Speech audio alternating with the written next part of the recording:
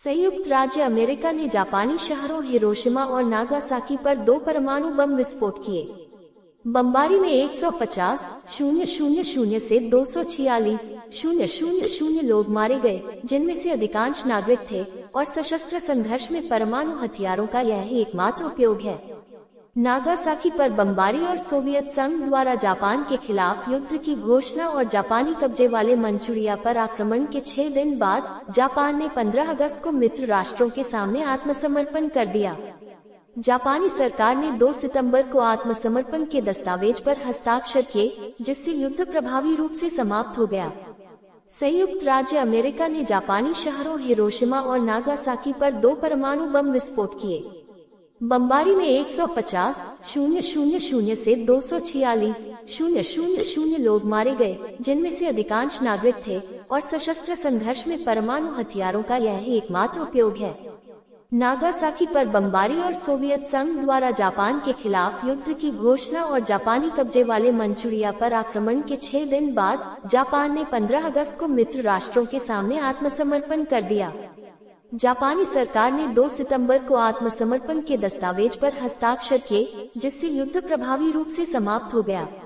द्वितीय विश्व युद्ध के अंतिम वर्ष में मित्र राष्ट्रों ने जापानी मुख्य भूमि पर एक महंगे आक्रमण की तैयारी की।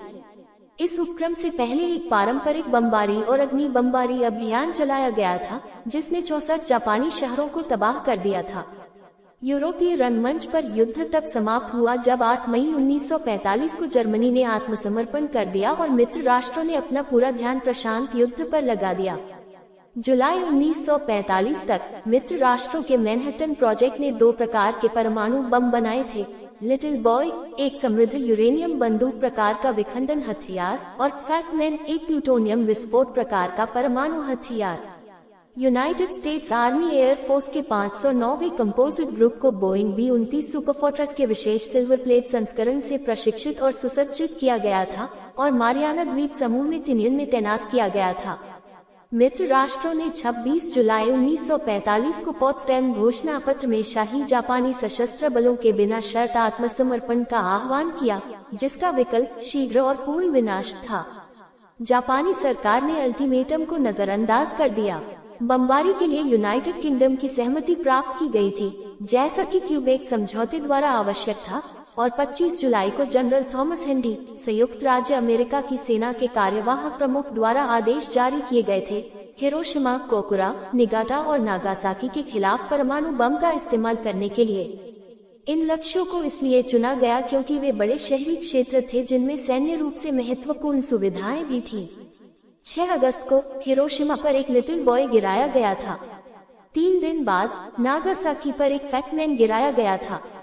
अगले 2 से 4 महीनों में परमाणु बमबारी के प्रभाव से हिरोशिमा में 90,000 से 166,000 लोग और नागासाकी में 60,000 से 80,000 लोग मारे गए। लगभग आधे लोग पहले दिन मारे गए। यद्यपि हिरोशिमा में एक बड़ी सैन्य छावनी थी, फिर भी मरने वालों में अधिकांश नागरिक थे। विद्वानों ने बाद के विश्व इतिहास और लोकप्रिय संस्कृति के सामाजिक और राजनीतिक चरित्र पर बम विस्फोटों के प्रभावों का व्यापक अध्ययन किया है, और अभी भी बम विस्फोटों के नैतिक और कानूनी औचित्य के बारे में बहुत बहस चल रही है। समर्थकों के अनुसार कम से कम हताहतों के साथ युद्ध को समाप्त करने और अंततः अधिक से अधिक जीवन की हानि को रोकने के लिए परमाणु बम विस्फोट आवश्यक थे। आलोचकों के अनुसार युद्ध के अंत के लिए बम विस्फोट अनावश्यक थे और एक युद्ध अपराध थे, जिससे नैतिक और नैतिक निहितार्थ पैदा हुए। 1945 में जापान साम्राज्य और मित्र राष्ट्रों के बीच प्रशांत युद्ध अपने 4थे वर्ष में प्रवेश कर गया। अधिकांश जापानी सैन्य इकाइयों ने जमकर लड़ाई लड़ी, ये सुनिश्चित करते हुए कि मित्र देशों की जीत भारी कीमत पर होगी। द्वितीय विश्व युद्ध में संयुक्त राज्य अमेरिका द्वारा कुल 1.25 मिलियन युद्ध हताहतों में कार्रवाई में मारे गए और कार्रवाई में घायल हुए दोनों सैन्यकर्मी शामिल थे।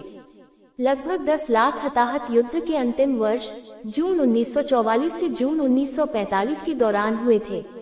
दिसंबर 1944 में जर्मन अर्डोनेस आक्रामक के परिणामस्वरूप अमेरिकी युद्ध हताहतों की संख्या 88,000 के सर्वकालिक मासिक उच्च स्तर पर